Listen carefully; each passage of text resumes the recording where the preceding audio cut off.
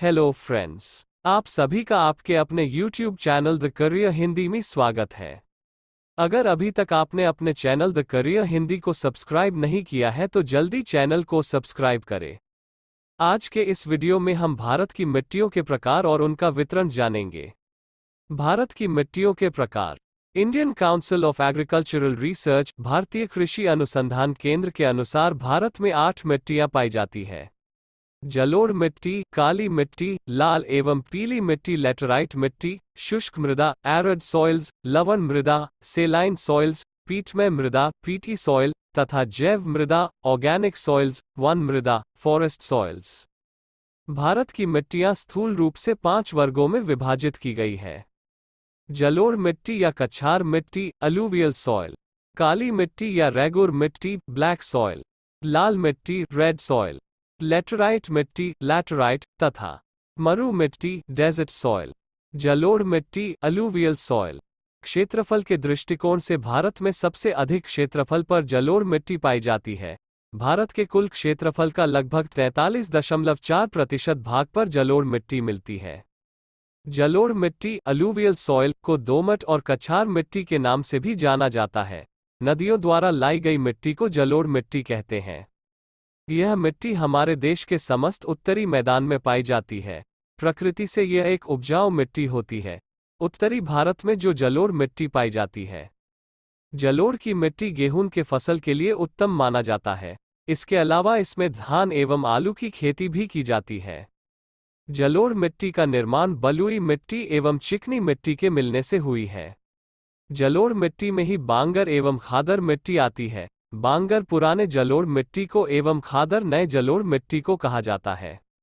यह मिट्टी राजस्थान के उत्तरी भाग, पंजाब, उत्तर प्रदेश, बिहार, पश्चिमी बंगाल तथा असम के आधे भाग में पाई जाती है। काली मिट्टी। काली मिट्टी क्षेत्रफल की दृष्टिकोण से भारत में दूसरा स्थान रखती है। भारत में सबसे ज्यादा काली मिट्टी महाराष्ट्र में एवं दूसरे स्थान पर गुजरात प्रांत है। काली मिट्टी, ब्लैक सॉइल में एक विशेषता यह है कि यह नमी को अधिक समय तक बनाए रखती है। इस मिट्टी को कपास की मिट्टी या रैगर मिट्टी भी कहते हैं। काली मिट्टी का निर्माण ज्वालामुखी के उद्गार के कारण बेसॉल्ट चट्टान के निर्माण होने से हुई। दक्षिण भारत में काली मिट्टी को रैगूर कहा जाता है। काली मिट्टी में पोटाश की मात्रा भी पर्याप्त होती है। यह मिट्टी लावा प्रदेश में पाई जाती है। इस प्रकार इस मिट्टी के क्षेत्र में गुजरात, महाराष्ट्र, मध्य प्रदेश, आंध्र प्रदेश का पश्चिमी भाग और मैसूर का उत्तरी भाग आते। लाल मिट्टी। क्षेत्रफल के दृष्टिकोण से भारत में लाल मिट्टी का तीसरा स्थान है। भारत में 5.18 लाख वर्ग किमी पर लाल मिट्टी का विस्तार है। लाल मिट्टी फसल के उत्पादन के लिए अच्छी नहीं मानी जाती है। इसमें ज्यादा करके मोटे अनाज जैसे ज्वार, बाजरा, मूंगफली, अरहर, मकई इत्यादि होते हैं। भारत में क्षेत्रफल की दृष्टिकोण से सबसे अधिक क्षेत्रफल पर तमिलनाडु राज्य में लाल मिट्टी विस्तृत है। लाल मिट्टी में भी नाइट्रोजन एवं फास्फोरस की मात्रा कम होती है। लाल मिट्टी में मौजूद आयरन ऑक्साइड कोष्टक Fe2O3 के कारण इसका रंग लाल दिखाई पड़ता है।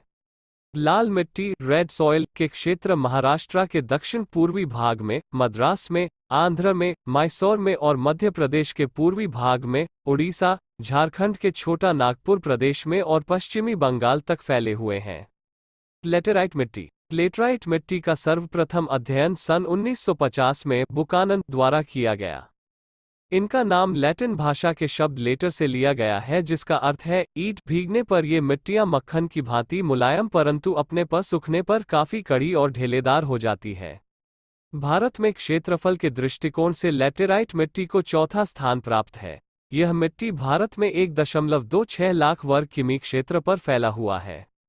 लेटेराइट मिट्टी में लौह ऑक्साइड एवं एल्यूमिनियम ऑक्साइड की मात्रा अधिक होती है, परंतु इसमें नाइट्रोजन, फास्फोरस, पोटाश, चूना और कार्बनिक तत्वों की कमी मिलती है। लेटेराइट मिट्टी चाय एवं कॉफी फसल के लिए सबसे अच्छी मानी जाती है। यह मिट्टी काजू फसल के लिए सबसे अच्छी मानी जाती है।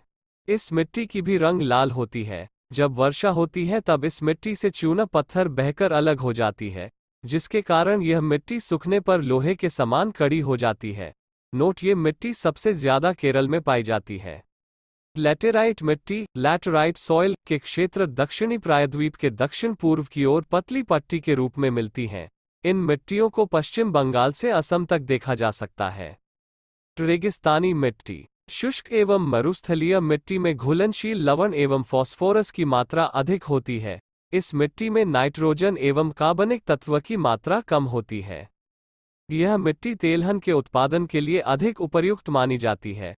जल की व्यवस्था होने के बाद मरुस्थलीय मिट्टी में भी अच्छी फसल की उत्पादन होता है। पर्वतीय मिट्टी, पर्वतीय मिट्टी में कंकड़ एवं पत्थर की मात्रा अधिक होती है। पर्वतीय मिट्टी में भी पोटाश, फास्फोरस एवं चूने की कमी होती है। पहाड़ी क्षेत्र में खास करके बागबानी कृषि होती है। पहाड़ी क्षेत्र में ही झूम खेती होती है। झूम खेती सबसे ज्यादा नागालैंड में की जाती है।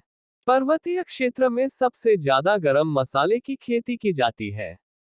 लवणीय मिट्टी या क्षारीय मिट्टी, लवणीय मिट्टी को क्षारीय मिट्टी, रेह मिट्टी, उस मिट्टी एवं कल्लर मिट्टी के नाम से जाना जाता है। क्षारीय मिट्टी वैसे क्षेत्र में पाए जाते हैं जहां पर जल की निकास की सुविधा नहीं होती है।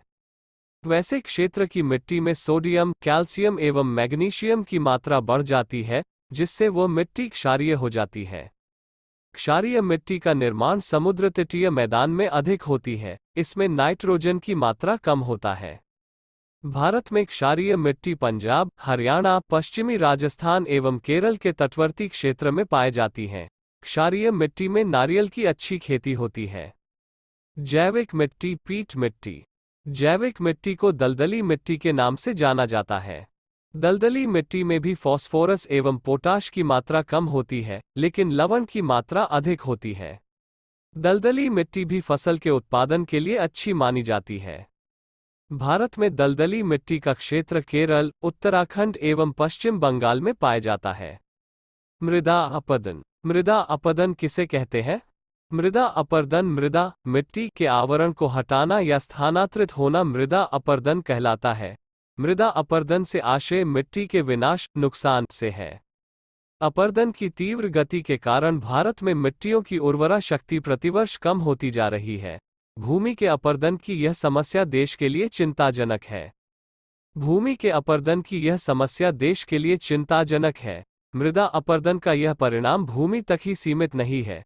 इसका फल मनुष्यों को भी भुगतना पड़ता है, क्योंकि इससे भूमि की पैदावार निरंतर क्षीण होती जाती है।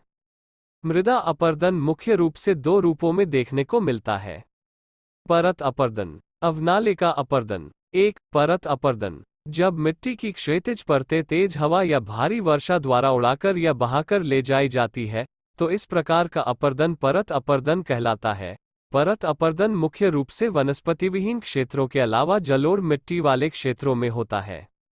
2, अवनालिका अपरदन। एल ढालयुक्त भूमि पर जलीय अपरदन द्वारा प्रायः लंबी तथा सक्रिय नलियां निर्मित हो जाती है। यह अवनालिकाएं प्रायः पर्वतीय ढालों तथा मुलायम व बलुई मिट्टी वाले क्षेत्रों में बहुतायत से निर्मित होती है। मृदा अपरदन को प्रभावित करने वाले कारक: जलवायु कारक, धरातलीय ढाल, वनस्पति कारक, अत्यधिक पशुचारण, मृदा कारक। आशा करता हूं कि आपको हमारा ये टॉपिक अच्छे से समझ आ गया होगा। वीडियो को लाइक करना और वीडियो को शेयर करना ना भूले और चैनल को सब्सक्राइब करें। Thank you for watching.